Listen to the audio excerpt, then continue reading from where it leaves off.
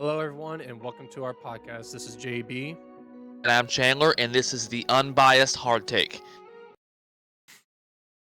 And on today's Unbiased Hard Take, topic one, unfortunately, the Miami Heat are now down in the NBA Finals 3-1 in that total first to four series, with us being down 3-1, and tomorrow night heading back to Denver for a 8 o'clock tip-off, I do believe.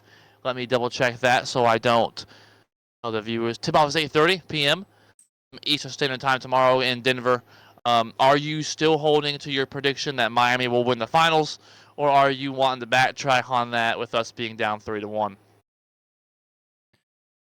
I am going to say that I don't want to backtrack.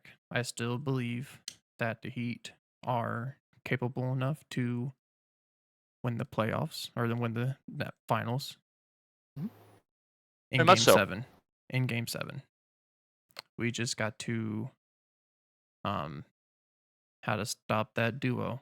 I mean, we stopped one of them, but we just lost track against one of their bench players. I think his last name is Brown, I do believe. So, because he had 23 points, 22 points off the bench. Last game they played? Yes. Or the game before? Last game. Last game, I think Brown only had 5. No. It was the game before. He had... Yep. He had 20. Yeah, game before he had over 21, I think. Yeah. Bruce Brown Jr. Yes. And we could not stop him when he came off the bench. It's just a whole... But we did stop Murray. He only had 15 points. I should probably have this up, but I shouldn't. I should. But he was in the teens ranges of points, but we couldn't stop Jokic. So, and that's been an issue all series long. Truly, it's been Jokic, because you look on the 7th when we played them June 7th and lost 109-94. Aaron Gordon had a double-double, 11 and 10, but Michael Porter Jr. only had 2. Murray and Jokic had a triple-double apiece. Both of them did, and Aaron Gordon had a double-double. Well, then you look when we lost to him on the 9th. Aaron Gordon 27 points, Jokic a double-double, Murray a double-double again. And that's also the game that Bruce Brown had 21. Yeah. You look at this series, and our offense it's almost disappeared at certain points. I've watched most of the finals this year. There have been times where I've had to step away or something, but I've watched every bit, I'm serious, of 90% of this NBA Finals. And the issue is, we'll come out. First 5 to 10 minutes, we're the best team on the court. Take a lead, we'll have a 5-6 point lead, it'll be nice. And then late in the 4th, we'll make a run.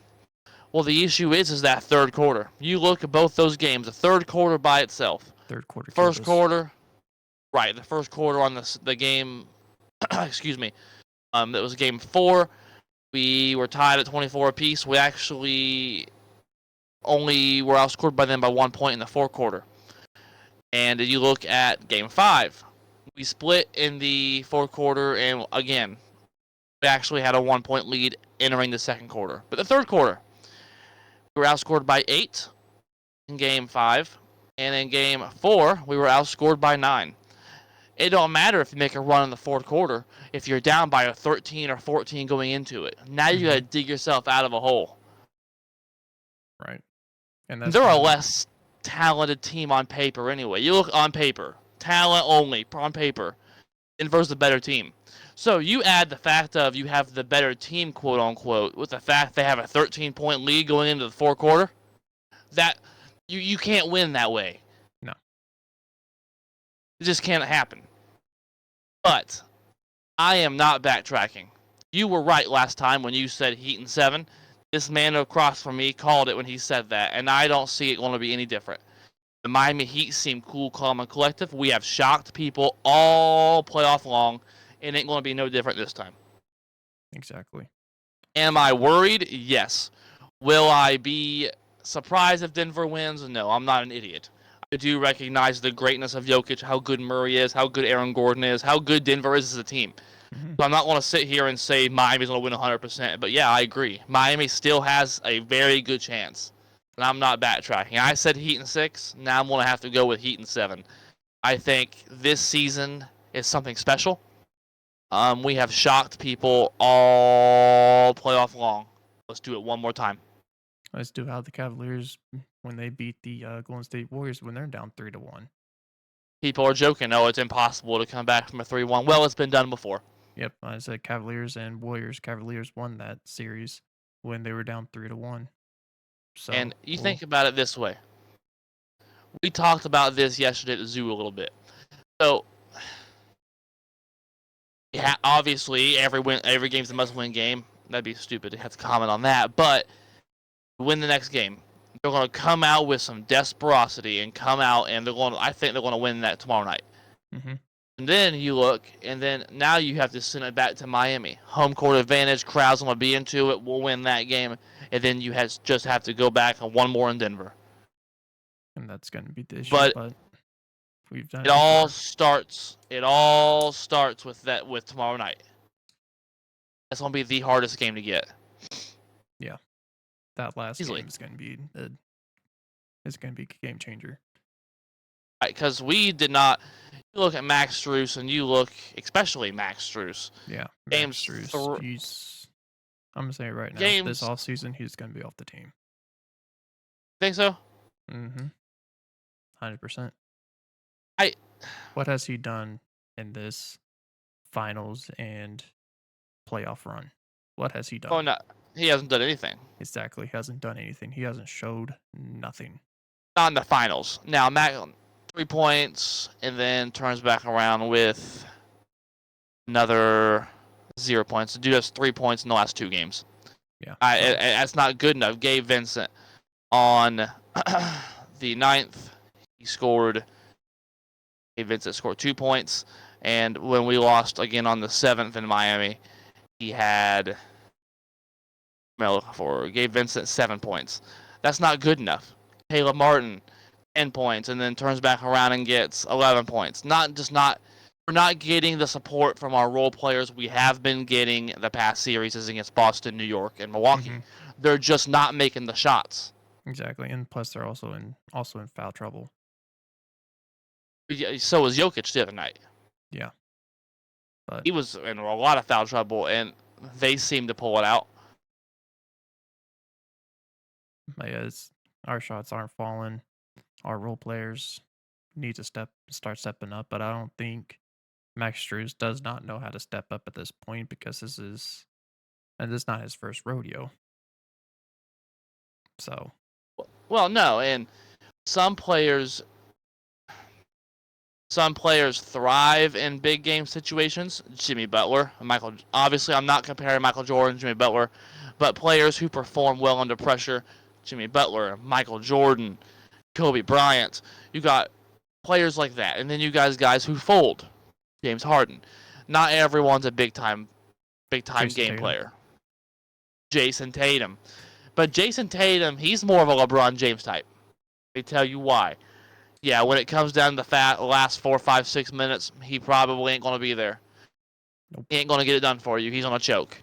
But here's the thing about Jason Tatum. His stat line and his fansexuals, I call them, Bron-sexuals, Tatum-sexuals, players that will support him no matter what the situation is, will always go back to the box score. Well, he scored 42 points. He's one of the best players in the league. Well, the issue with that is he scored 41 of them the first 3 quarters and shot 1 for 8 in the fourth quarter.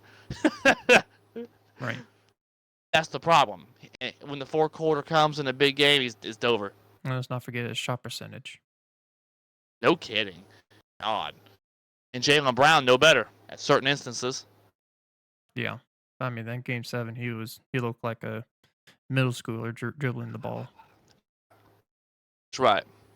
Speaking of middle school. Going back to the Capri Suns. That's right.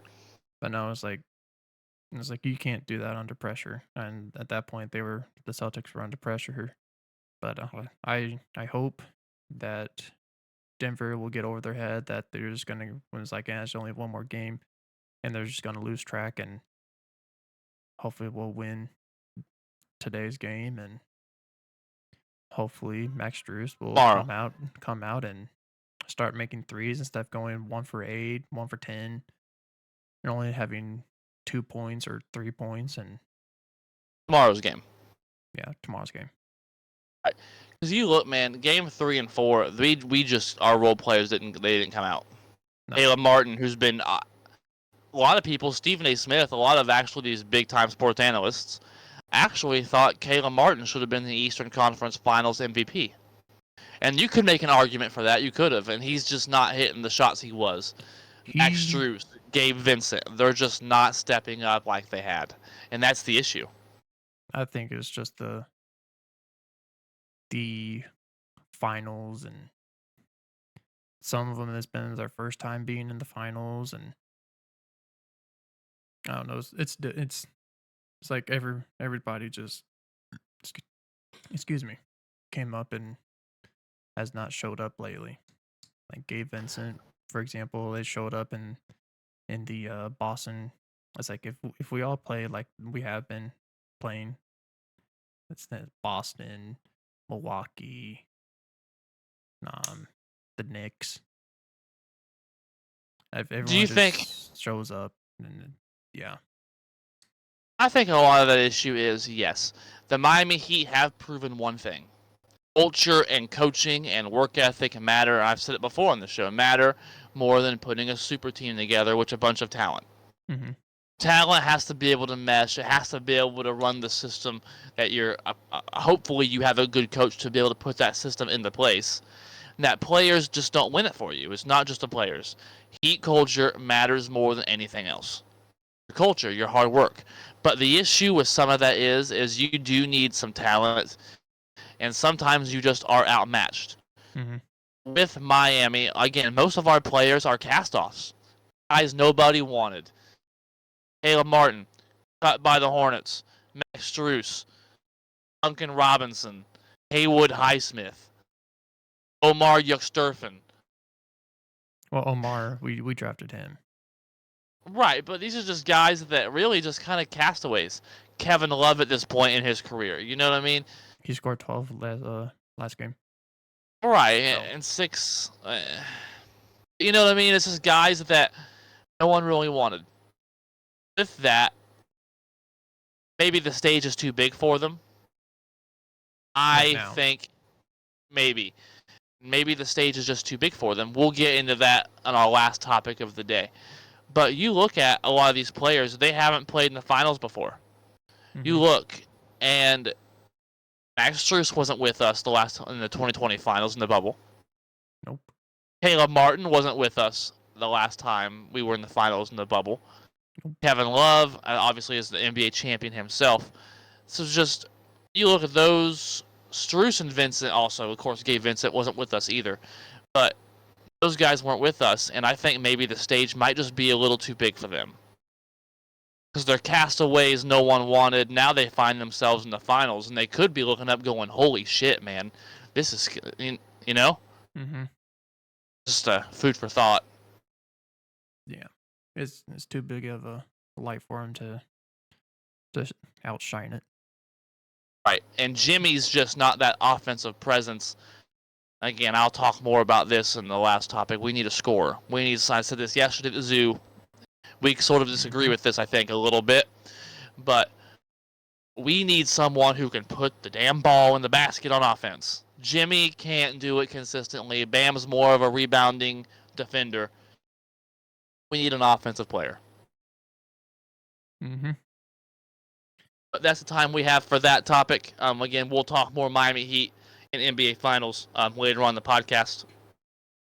As well. Topic 2, moving on to the world of the NFL. The Minnesota Vikings kind of shocked everybody, in my opinion, releasing running back Dalvin Cook. Why do you think they released him? Are you shocked? And where do you think he'll end up landing? I'm honestly surprised that the Minnesota Vikings actually released Dalvin Cook. He's one heck of a runner. Oh yeah, basically carried that team on his back when Kirk Cousins during primetime. Primetime Kirk. Oh yeah, primetime Kirk. Yeah, but Dalvin Cook, he's a whole different breed. He's still a whole different animal. He actually was their offense from time to time. Oh And we yes, I had him on. actually he's probably the second best that came out of Adrian Peterson. As far as Vikings running As backs. far as Viking running backs, he is the second best, in my opinion. Hold on, let me make sure I'm not missing anybody. I can see. I would agree with that. And I think that comes back to a lot of that running back has been devalued in the NFL over the last few years. It's become more of a pass happy league. Mm-hmm. I hate now.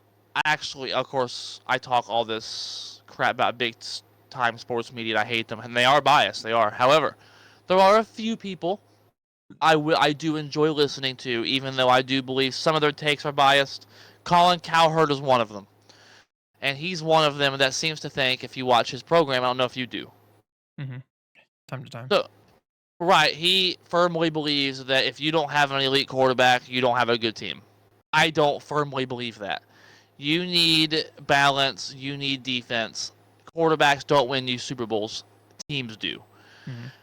But with that, I do think that there is some truth to the statement that running back has been devalued. People don't want to pay running backs because their careers just don't last as long. Mm-hmm. They get hit every play, no matter if you're catching the ball, running the ball, blocking. It takes a lot of wear and tear, so teams don't want to pay you. And you look at this news. Did you see news that he's actually seeking to be one of the top paid running backs in the league? Mm-hmm. And so Yes. far he should, because he's had multiple 1,000-yard rushes, um, Yes. multiple um touchdowns. Let me look at his stats real quick. I know he's a multiple time 1,000-yard rusher. Last year I had him on my fantasy team, Mm-hmm. and he was outstanding. I'm looking here, 1, 2, 3. The last 4 seasons, he's had over 1,000 yards. Not only just that, but over 1,100 yards. So it's not like he's just getting 1,005 yards, barely eclipsing. No, this dude has rushed for over 1,100 yards Yeah, each starting season with for the last 4 years. 2019. Right. 2019, that's when he started going out or started going off. He I had didn't say 11,000 yards, did I? I said 1,100, right? yeah, we'll go 1,100. No, Honestly, I I wasn't did paying say that. attention. But I yeah, wasn't either. 1,100, not 1,000. but yeah, he had 4 seasons in a row with over 1,000-yard rushing. Right. And And if you want, actually, technically, if you want to say, his 2021 year was his worst with 6 touchdowns with 1,159 yards with only 249 attempts. But right, yeah, out of all, I think a lot of that though had a lot to do with the fact that the Vikings were one of the only teams to ever win their division, make the playoffs with a negative point differential. mm-hmm. It had a lot to do with that. They didn't run the ball nearly as much because, yeah, the Vikings would score 40 points, but the other team was scoring 45. Right. But yeah, I think a lot of it had to do with that. yeah, no, I just don't understand why they got rid of him. They don't want to pay the running back. You look, all that money Mhm. Kirk Cousins makes. You got to pay Justin Jefferson. You got to pay these guys. And they just don't want to pay the running back. The position's looked at as easily replaceable anymore. And he's going to come back to bite them. I'm telling you, the Vikings are actually a worse team coming into this year than they were last season. Right. And that's never where you want to find yourself. Ever. Not improving, but getting worse. Mm-hmm. Especially with Kirk Cousins, who, yes, is a very above average quarterback. Good for fantasy numbers, good on stats. But someone who can't win a primetime game to save his life. And now you're taking his running game away from him? Mm-hmm. I think going to end no. As a Packers fan, this is great news. Yeah, they might as well pass the ball every down. Well, they're going to anyway. Because their defense really, I don't think, really improved all that greatly. And their defense was kind of piss poor last year anyway. It's probably gotten worse now. I mean, exactly. I don't know what they're thinking here, unless they think one of their other running backs they have on the roster is going to turn into something. I don't think so. Now, I actually seen Denver as a place of interest, and Denver is actually looked at as now as likely on happening. I think he'll end up in Miami at some point. I think the number gap's probably too big right now. Yeah. As far as how much he wants to make versus how much they're willing to give. But I do think in the end, it might go through training camp, but he'll end up being a Dolphin. It's my gut feeling. Yeah, but I think Denver needs a lot more help than running than what the Dolphins need. Oh yeah, I mean, I think Russell Wilson's a dumpster fire. Truly. True. Could you imagine an offense of Miami with Dalvin Cook on it? Oh, the damage that would be done down in Miami. True. Now the issue with that is, of course, can Tua stay healthy? But that's a different topic for a different day. Right. Now, where do you think he's going to end up? You said Denver? I do believe Denver is going to pick him up because Denver needs help with the running game and needs help with relieving pressure of Russell Wilson because he needs, just in case if Judy's being covered and Sutton's being covered and he has no one else, so he needs someone to dump the ball to.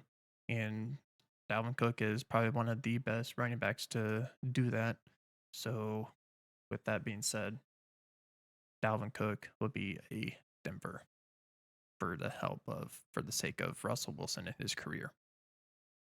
I could see. I could see that, but this Dalvin Cook situation is actually going to determine the future of the running back market for years to come.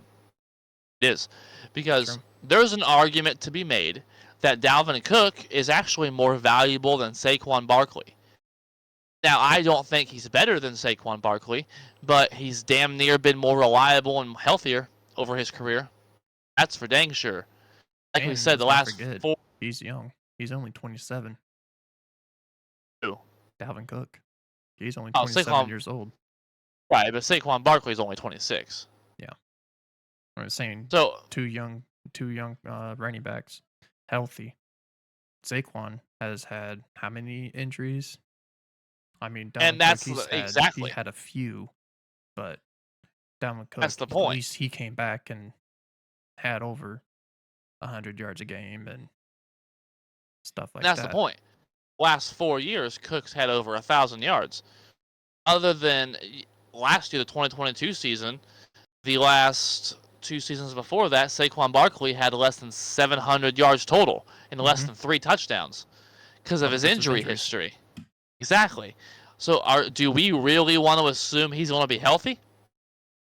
Or would you rather pay the guy who's more reliable? The guy who's more reliable. That's me. If I'm running a business, I want to invest my money into someone who I know won't make me broke. That's simple. Dalvin Cook. So if Dalvin Cook doesn't get at least a decent payday, that's going to kill the running back market for the future. Kill it. Because you got a lot of running backs in the future that are going to be looking for money. Oh, yeah. Do Aaron Jones, A.J. Dillon will probably be looking for another contract. And if Dalvin Cook don't get his money, that's going to kill a market for those guys. Yeah, especially all the running backs are in the free agent right now. Right, the guys that are going to be getting paid in the future? No, absolutely. It's like, it's ridiculous. Then you have the Josh Jacobs. Him as well. He's getting ready to play on the franchise tag, and he was the rushing leader last year. Yeah. Not a good look for running backs, man. I'm telling you, the future, unfortunately, not looking too bright for the running backs. And, that's sad, because I remember the days growing up, watching Danian Tomlinson, Amon Green, Sean Alexander, Adrian Peterson, these legendary running backs me and you grew up watching.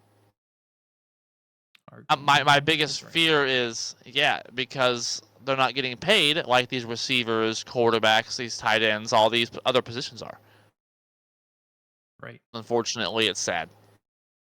Yeah, it's like just to name off of some of the good running backs that are in free agency right now: Ezekiel Elliott, Dalvin Cook, Leonard Fournette, Kareem Hunt.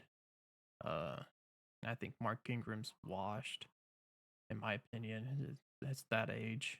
It's about to be that age. So he's at 33 right now, so he's has barely any left in the tank. All right, and I agree. Ezekiel Elliott's about that point too. Yeah. Oh, Zeke's only 27 as well, but he's had those multiple injuries and money hungry. Right. And Right. but yeah, it's just name off some of those. That's Yeah, it's unfortunate because you looked actually the running back deal that got done, and Jones agrees to a reduced salary of $11 million for the 2023 season. So it's not looking good for the running back market. dang. I didn't know he was a free agent. Who? Benny Snell Jr. Yeah, He's a Steeler, so I'm surprised he's a. I thought he was. I thought he signed for one more year. now we're grabbing for straws. Moving on Yes. to the next topic. Sorry, forget free Topic. agents. That's right. Topic 3. You do have some points there. I mean, Ezekiel Elliott 2 years ago was an 1,000-yard rusher. So I mean, people thought Saquon Barkley was marked off the list, and last year proved them wrong. So, moving on to topic 3. Speaking of washed up older players, the Phoenix Suns have released point guard Chris Paul. Where do you see Chris Paul landing, if you see him going anywhere at all? And do you think he will win a championship before he retires? No. No. I think he should just retire because he had one heck of a career with the Hornets, the Clippers, the Suns, and I forgot what other teams he played for. I think those are the only three: Say that one more time. the Clippers, the Hornets, Yep. and the Suns. I think those are the only three. That's technically the Pelicans, technically. Oh, But the you also got to Pelicans. remember, right, but Hornets, yeah, you're correct. And then the Clippers, like you said, and then the Suns. But you also don't forget his stints with Houston and Oklahoma City as well. I didn't know he play for those. But anyways, I mean, he had a great career. Probably a Hall of Famer, nonetheless. No, yeah. Oh, yeah. But I think he's just hang it up. I think it's at that point where he's if he signs with the team, he's probably gonna come off the bench. He'll probably be a bencher, in my opinion. So Now, do you think he can still give you over 10 a game? oh yeah. I mean, if he's So healthy. you don't think he's hit the point in his career to where he's not valuable at all? And I hate saying it, almost like Udonis Haslam, someone who rides the bench and just kind of on the team for being on the team's sake. You don't think he's hit that point? I don't think he hasn't hit that point yet, but I mean, he's a point guard. So right. I mean, point guards have had to do a lot. And they do. In that circumstance. So with the game being all I would say like a small forward type game now, playing small balls. But it's just the fact that he's getting older. I mean, yeah, he's still a tremendous passer, but as the way he played in the playoffs, yeah, it looks like he's had when his age hit. So I think I think it's time. And I absolutely agree his age is hit. But you look at his career. What is the only thing really he's missing? A ring. A championship. That's all he's missing. That's it. What was the one thing Dwight Howard was missing before 2020? Oh God, The championship, right? I would say probably a few more things, but yeah, a ring, But really, a championship. And what did Dwight Howard get with the Lakers?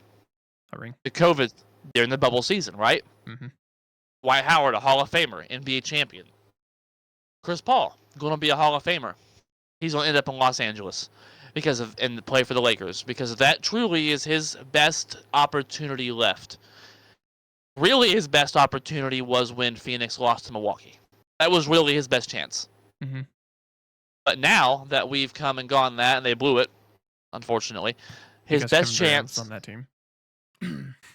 was not on the team. That's correct.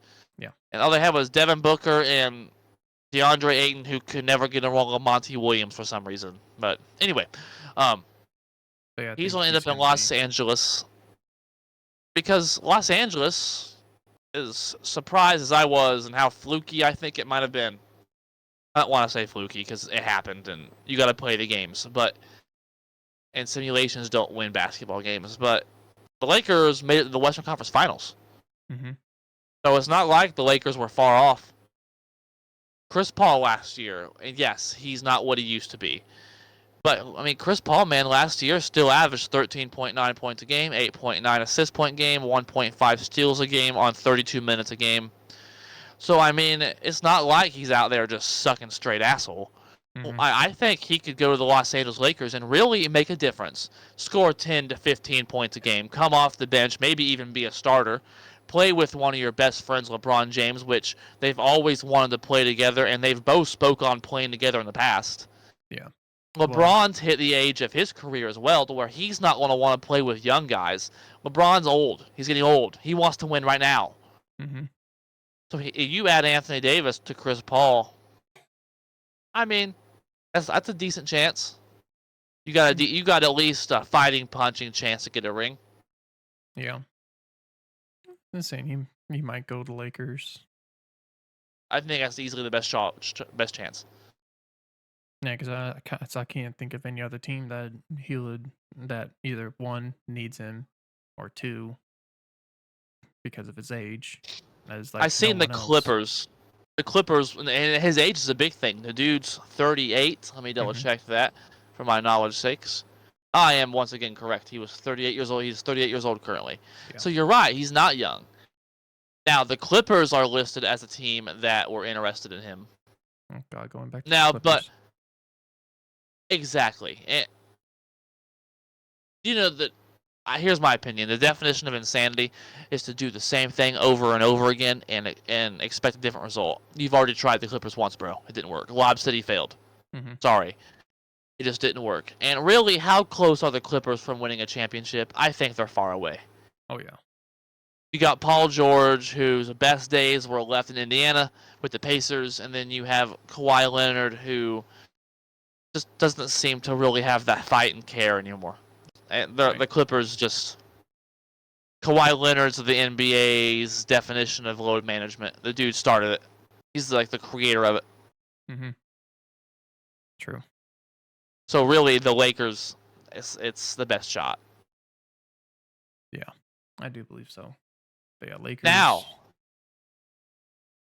go ahead. Oh, my bad. So I did see now that NBA TV reported that it is a possibility that they waive him and he signs a very team-friendly contract, like a vet minimum type of contract, or I believe that actually opens up the door for them to have the mid-level exception. So I don't know if they could use the mid-level exception on him. I'm not familiar with that rule. But do you think it's possible that he ends up doing that, signing on a more friendly deal back with Phoenix? I don't know. You got KD, you got Devin Booker, and DeAndre Ayton. That's a good chance of winning a championship as well.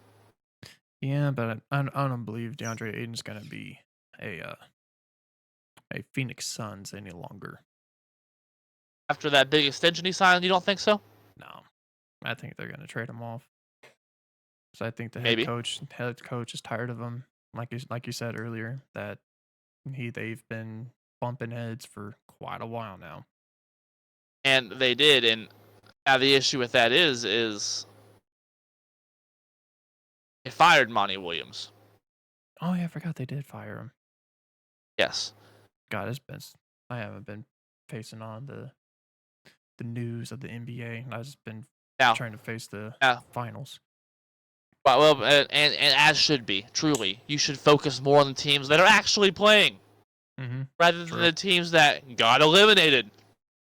However, do you know who the coach of the Suns is? No. The name you know. Thought I seen something on my phone that popped up a few days ago, but I do not remember. Oh wait, is Frank it? Vogel. Yeah, Frank Vogel. I was about to say that too. Oh He's an God. NBA champion. He's an NBA champion. It's possible. Hmm. Yeah, but KD. KD on that He's team an though. he's an NBA champion as well. Yeah, Something Chris Paul ain't. true. But Food for thought. but look how Kevin Durant got that ring though. It's fair. Fair. But he still got it. Yeah, I mean, you can sit there. He's still a champion. true. Even though how horrible he got it and everything in But between. you don't think Chris CP3 is going to end up back in Phoenix on a No. team friendly deal? No, I think Neither. I think it was what you said. It sounds pretty more accurate. I think he's gonna go to with his best friend and play for the Lakers one more year or for 1 year and sign whatever bigger contract that he got whatever contract he gets and see how long that takes. Yeah. So you don't think? So I changed your mind. No retirement with the Lakers. Yeah, no retirement. He's probably gonna try to stick it out one more year, play with the Lakers, see how good that's gonna take and see how far it takes him and see if it actually gets him to finals and who knows? Might get him the ring that year and he's gonna retire. Holy crap! For the first time, I've changed your mind. First time. First time for everything. Put in the record books. That's right. Mark that one down. June 11th, 2023, 6:02 6:02 p.m. p.m. That's all the time we have for that topic. That's a good place to end that. Last topic for the day. Resorting back to the NBA Finals, the Miami Heat, as we promised. With the Miami Heat again down 3-1, things looking statistically relatively bleak on our ability to win the finals. We also lost in the finals in 2020 to the Los Angeles Lakers in 6 games, the bubble year, and then that's a relatively the same core. With that being said, what do you think the missing piece is for the Miami team? Because it looks like we're going to lose again. It does. Now, we don't think that on this show, but most people do.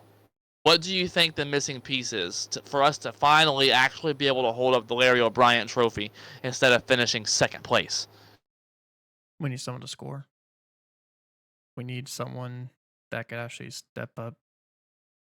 It's either Gabe Vincent, Caleb Martin, Max Strus to actually make a shot.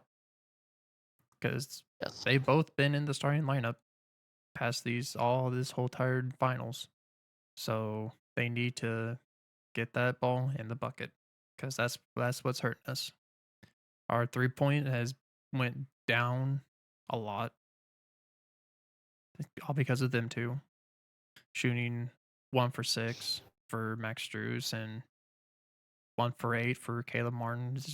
They only make one basket for the whole how many minutes they've been. It's like what 20, 25, 32 minutes, somewhere around there. So they need throughout that time they actually need to score. That's what's killing us. They need to score. Our starters. The only people that are actually scoring is Jimmy Butler and Bam Adebayo. And you're exactly right. We kind of talked about this yesterday as well. If we lose, we're going to end up either way. We need to get us someone that's going to score. Even if we win the finals, we need to go out and get Dame Lillard. Either way. Right now, if us winning the finals, now you did say that Dame Lillard would it kind of unattract him coming to us if we were to win the whole thing. That is correct. That's your take on it. I think I read an article that it did say that if the Miami Heat, because he wants to come to the East, and Miami Heat is probably one of the best options for Oh yeah.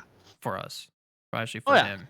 So they said if the Heat, I think he said if the Heat won the championship, I don't want to go there because they're already a championship team recently. So he doesn't want to come or go into a team that's recently won a championship, which that I don't know why. But that's what Now, he said. He doesn't want to go to a team that wins a championship. So if the Heat look, lose, we get Damian, or we try to get Damian Lillard. well, we look that quote up real quick because I have some issues with that. Here's why. Yeah. Number one, if that is true, which he's going to find out if it is or not, if that is true, I don't care. I don't want you. Here's why. We're in the finals now. I don't want to know of what could we do next year if we have Damian Lillard. We could get to the finals and win. Or we're in the finals now. I don't care. Let's go win with Max Strus. That'd be more fun. If that's the case, he must have a losing mentality from his days in Portland because, my God, you don't want to join a team that won the championship. Why? Makes no sense. He's a perfect fit, and I actually think he's going to end up on the Heat. I really do, because he's under contract. That's the key. He's going to, at some point, I believe, get traded. And what do we have to offer in return? Because in theory, you can say all day, oh yeah, he can go to Miami. Yeah, but Portland ain't going to give him away for nothing. That's the key. We could trade Tyler Hero and 2 first-round picks. Maybe someone else in there, throw them in as well or something. Toss another role player in there. But the base of your trade should be Tyler Hero, 2 first-round draft picks to Portland in exchange for Dame Lillard. To me, that is a very fair trade. Yeah, I'm still trying to find this article. I popped up on my notification, and then now I just cannot find it. He'll find it. But it just doesn't make any sense to me. Because you look at Damian Lillard's career. What is the one thing, Jordan, that he's consistent on? Who? Dame Lillard. Title. A team. Well, yeah, that's one thing he lacks. But what's the one thing he's consistent on? Scoring. Scoring. The dude averaged last year 32.2 points a game. Year before that, 24. Year before that, 28.8. Year before that, 30. I mean, my God. 2021 was his worst season since 2014, 2015. And he still averaged 24 points a game. Tyler Hero's one of our best scorers, probably is our best scorer.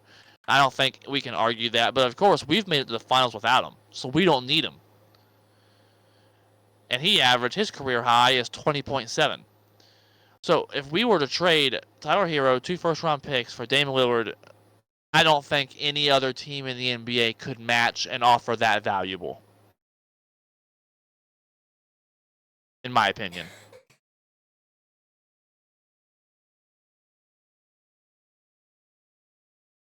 Okay, I found it. Found it? I We found got. He says, in quote, I am participating in trying to build what we're trying to build. If Miami wins a championship, that's definitely ain't happening, end quote, for Damian Lillard. Dame, I love you. Please come to Miami. It'd be an awesome opportunity. Come if we win. I hope you change your mind. Here's why. Because Heat culture says this. I would rather win a championship with undrafted players than lose a championship and hope you sign. That makes absolutely no sense. Makes no sense. 0 sense. Oh, apparently there was a video on Twitter that he said that. I don't think anyone would disagree.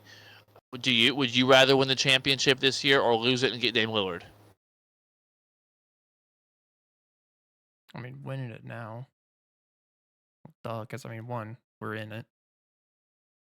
We're already here. Might as well do it. We're already here. Might as well do it. So now. So. Never heard of that. But that's the issue. the NBA these days. The NBA is more of a player league. People are fans of players, not teams as much. Mm-hmm. It's not like the NFL. But yeah, It's sad. I think I kind of see what Damian Lillard's going for. It's not like what LeBron chased after and trying to go to the super teams and trying to win that, going to like Kevin Durant did, going to super teams and winning championships that way. And I think that's kind of what Damian Lillard does not want to go follow their footsteps. He doesn't want to go to teams that actually won championships because one, LeBron did that when he came with the Heat. He wants to be someone to get you over the edge. Mm-hmm. So now, I think with that's that, what Damian Lillard does not want to do. With that, I think we're also being very disrespectful to Jimmy and Bam as well, because I see a lot of articles stating Miami needs a superstar. Bull crap. We already have 2 All-Stars. Mm-hmm. We do. Jimmy Butler. We're going to talk about this after the finals more. Jimmy Butler is a Hall of Famer. Mm-hmm. This dude's a Hall of Famer. This dude's also a 6-time NBA All-Star. So to say that Miami doesn't have a star, well, that's actually false, because I can give you a fact that says Jimmy's a 6-time All-Star. We have a superstar. Mm-hmm. Then you get with Bam. Bam's an All-Star. Amazing one. Bam's a super. Yes, he is. Bam is a superstar. So, because you look, Bam actually made his. Actually, no, that's a lie. He made the All-Star team this year, but he's a 2-time NBA All-Star, 4-time All-NBA Defensive Second Team. So we have 2 All-Stars that have a combined 8 All-Star appearances. And Lillard doesn't need to come to us because he's a star. We have 2 stars. He needs to come to us because our 2 stars are All-Stars because of their ability other than scoring. Mm-hmm. Yes, they can score, but they do other things as well. We need someone who scores, not an all-star. We need a point guard. That's what we need. Because that's to me, I think the Miami Heat is lacking on a veteran point. Even though we do have Kyle Lowry, he has won a championship, but the fact that that stays behind him. Yes, that stays behind him. Plus, he is that age. Damian Lillard is young. He's younger. He can score. He averaged 32.2 points, 4.8 rebounds, and 7.3 assists this season.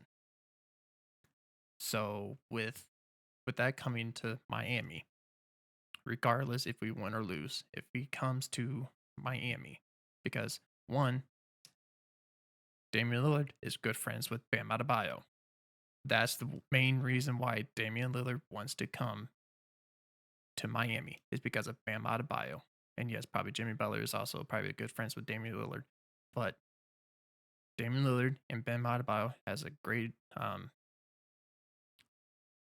friendship because of whatever happens. Because when I played USA basketball, when Bam Adebayo was on that team, Damian Lillard was also on that team. And that's when their friendship grew. So for that being said, Damian Lillard, that's why he wants to come to Miami, because of Bam Adebayo. And I absolutely agree. And I don't want people to think on this show that we're saying that we don't need Dame Lillard because he's an all-star. Yes, Dame Lillard's an all-star. But Dame Lillard is an all-star because of his ability to score. Bam is not an all-star based on his ability to score. He's solely there for the other reasons. Defense, rebounding. Rebounds. What today's generation lacks to understand, especially this new basketball generation, yes, there's other things other than scoring. Mm-hmm. Hold on. Let me put the microphone down. There are other things in basketball other than scoring. If you're 15 and listening, pay attention. Let me tell you something. Bam Adebayo is a 2-time All-Star. Jimmy Butler is a 6-time All-Star. You think they're top 10 players in scoring or top 15 players in scoring? No. There are much better scorers than them. Mm-hmm. Dame Lillard, Jimmy Butler, and Bam are all-stars because of their fundamentals and their ability to do the boring things. Mm-hmm. Rebounding, defense, passing, stealing the ball, fundamentals, things that matter more than scoring. We just also need that score to be able to win. Yes. But you need the other things too. If Bam and Jimmy weren't all-stars, we wouldn't be here. Exactly. But yeah. Again.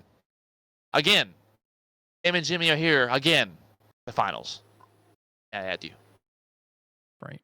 And then even if we add Jimmy Butler next season, or not Jimmy Butler, if we add Damian Lillard next season, that'd be it. You know how good of a starting five we would have.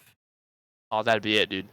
Oh yeah, Damian Lillard. If he averaged the exact same points as he did this season, Jimmy Butler averaging 20+ points this season, with Bam also adding probably close to 20 points this season, with Bam's, averaging a double-double, right? With averaging a double-double, and almost. Oh yeah. So, it's. So let's hope this offseason Miami is going to get in Damian Lillard. Even if we win the title, let's hope. Let's hope, even if we win the title. Win. We've been saying on this show, when we win the title. Yes, win. Win, we win the title. We're not backtracking. We don't do that here. That's all the time we have for today's Unbiased Hard Take. Jordan, anything else you want to add on our topics today? No, just hope we win, and hopefully we'll be the second team to come out of a 3-1 deficit. We will. And we will. And flat out said it, that they witnessed a team come back from 3-0 with their own eyes. They know it can be done. Mm-hmm. But with that, I do want to add this note. This is unplanned. I did not tell Jordan I was doing this, but I want to say this. Are you familiar with Tom Grossi? Who? Tom Grossi. Tom Grossi? No. The Packers guy. All right, so look him up. He's doing this thing where he goes to 30 stadiums in 30 days. He's doing the charity for St. Jude, I do believe, if I remember correctly, the charity. And he's doing it for that. Check his videos out. Please give to the charity what you can, $1 or $100. Give to his charity. I do not know him. He did not ask me to say this. I just really think it's a good thing he's doing for people. And want to make it known. So don't forget to like, subscribe, and hit like us on Facebook as well. On the Unbiased Hard Take. This video we're going to be promoting a little harder on YouTube, so keep an eye out for that.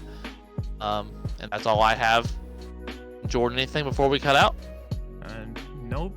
And since you said that, I will be adding the link to Tom Grossi's 30 NFL stadiums in 30 days for St. Jude. So I will be putting that in the description down below, as far as also with our Facebook. So donate for St. Jude for Tom Grossi and our Facebook also. Again, we keep seeing that people are viewing our videos. A lot of our videos have a lot of likes. We're getting more likes, we're getting more views. But don't forget to subscribe, and again, like us on Facebook. It does help us out. So we do this for free. So exactly. But we'll see y'all next week. See you. Go Heat! Go Heat!